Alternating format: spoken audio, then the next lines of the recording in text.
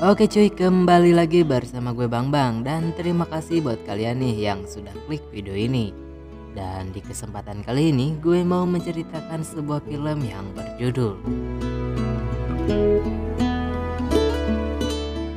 Tanpa basa-basi lagi nih, kita gas ke alur filmnya.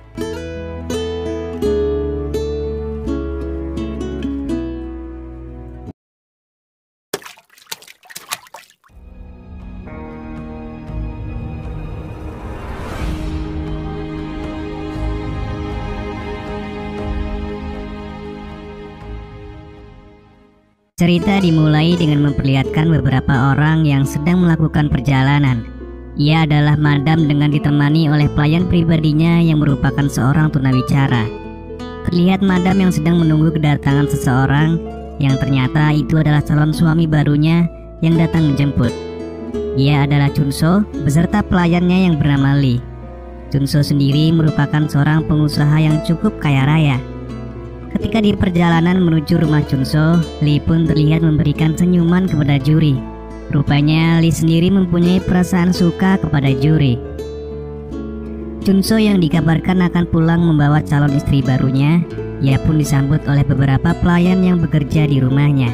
Dan salah satunya adalah seorang pria muda yang bernama Sungyo. Diketahui kalau Sungyo merupakan pelayan baru di rumah itu yang bekerja bersama kakeknya untuk melayani semua kebutuhan Chunso. Saat diperintah oleh Chunso, Sungyo pun bergegas membawakan barang-barang madam. Kemudian ia juga menyiapkan air hangat untuk mandi madam. Sungyo yang terkesima akan kecantikan madam, ia pun tidak sadar jika ia harus pergi dari kamar mandi. Dan ketika Juri sedang duduk sendiri, ia pun dihampiri oleh Lee yang kembali memberikan senyuman kepadanya. Singkat cerita, madam yang kini sudah sah menjadi istri Chunso, ia pun bersiap untuk menyerahkan serabi lempitnya. Namun sayang Chunso justru mengabaikan serabi lempit madam dan meminta madam untuk beristirahat. Esokan harinya, ketika Chunso dan beberapa pelayannya akan menjual hasil bumi miliknya, mereka pun dihadang oleh beberapa tentara Jepang.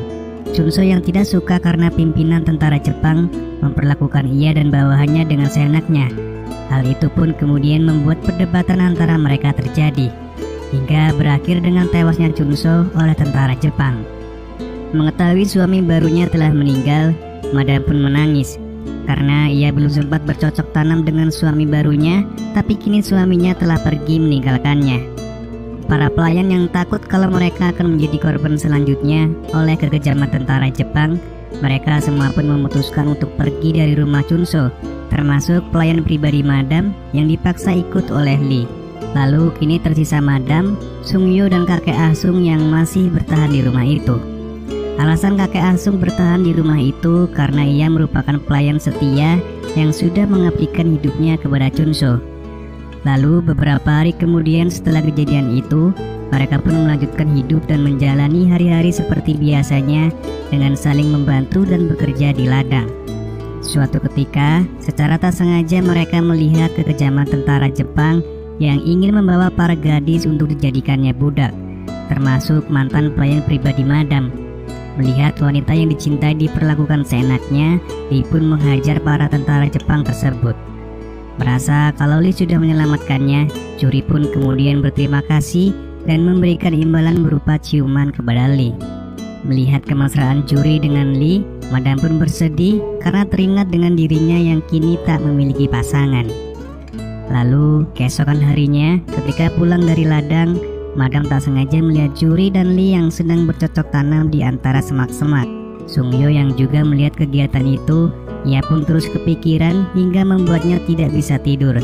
Dan ia terus membayangkan jika seandainya ia bercocok tanam dengan madam. Ketika Sungyo dan kakek Asung melakukan perjalanan, mereka tidak sengaja melihat seorang warga yang menembak tentara Jepang akibat dendam. Lalu berhubung saat itu madam sendirian di rumah, kakek Asung pun kemudian menyuruh Sungyo untuk pulang dan melihat keadaan madam di rumah karena takut terjadi sesuatu.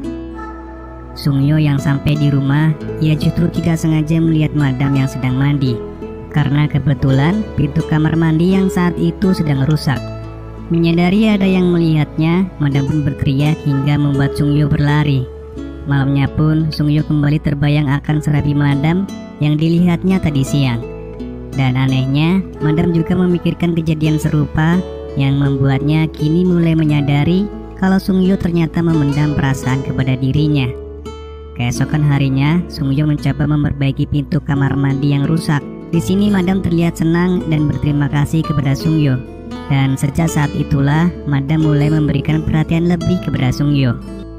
Pada suatu hari, saat kakek Asung pamit untuk pergi ke kota karena akan membeli kebutuhan rumah dan tidak akan pulang dalam beberapa hari, hal itu pun membuat Madam dan Sungyo terpaksa pergi ke ladang hanya berdua.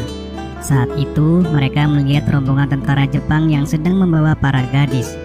Sungyo yang takut kalau Madam juga akan dibawa oleh tentara Jepang, ia pun kemudian melumuri wajah Madam dengan lumpur agar para tentara Jepang tak mengenali Madam.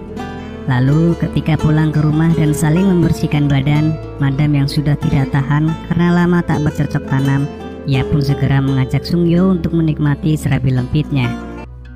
Setelah merasakan serabi lempit Madam, Sungyo pun kerap kali mengajak Madam untuk melakukannya kembali. Karena Sungyo yang setiap hari meminta jatah pada Madam, saat itu Madam menolak ajakan Sungyo dan hal itu pun membuat Sungyo kecewa. Kakek Asung yang sudah kembali dari kota berniat ingin berbuat baik. Ia pun berkata pada Madam kalau ia telah membawa seorang pria untuk dijodohkan dengan Madam. Akan tetapi Madam menolak akan perjodohan itu. Lalu Madam yang merasa kalau ia telah membuat kecewa Sungyo, malamnya ia menemui Sungyo untuk meminta maaf. Dan di sini pun mereka langsung kembali melakukan cocok tanam. Namun sayang kegiatan mereka malam itu harus diketahui oleh kakek Asung.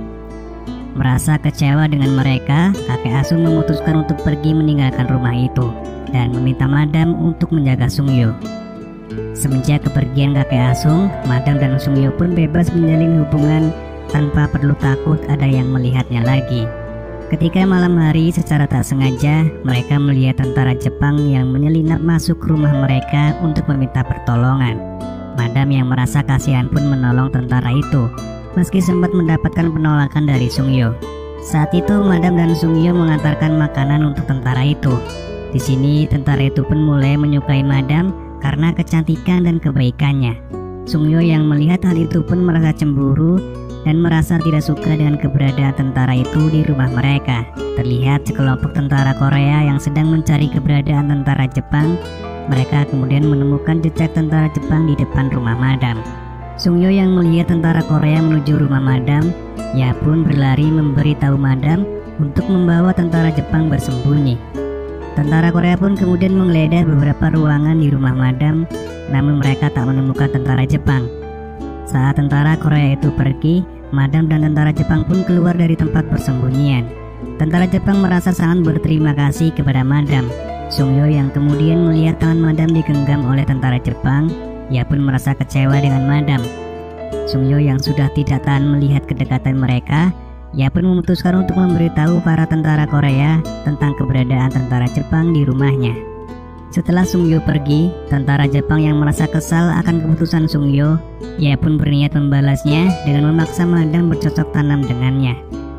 Beruntungnya sebelum hal itu terjadi, datanglah Sungyo bersama dengan tentara Korea. Mengetahui kedatangan tentara Korea, tentara Jepang itu pun berhasil melawannya.